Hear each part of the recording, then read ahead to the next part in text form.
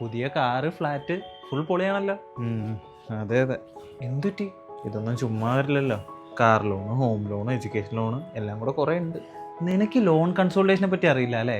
നിന്റെ ഈ പല ബാങ്കുകളിലായിട്ട് കിടക്കുന്ന ലോൺ എല്ലാം കൂടി ഒരു ഒറ്റ സിമ്പിൾ ലോണായിട്ട് കിട്ടും, വിത്ത് ലോ ഇൻട്രസ്റ്റ്. നിനക്ക് എന്തൊക്കെ ലോൺ ഉണ്ട്? 5 ലക്ഷത്തിൻ്റെ കാർ ലോൺ 7% ഇൻട്രസ്റ്റ് 5 വർഷത്തേക്ക്. എഡ്യൂക്കേഷൻ ലോൺ 10 ലക്ഷം 8% 15 വർഷത്തേക്ക്. പിന്നെ ഹോം ലോൺ 20 ലക്ഷം 8.5% 10 വർഷത്തേക്ക്. എല്ലാം കൂടെ 35 ലക്ഷം. EMI 44,255. 44,000? എന്ന് എന്തായാലും ലോൺ കൺസൾട്ടേഷൻ എടുക്ക്. ഈ ലോൺ കൺസൾട്ടേഷൻ എങ്ങനെ വർക്ക് ചെയ്യുന്നത്?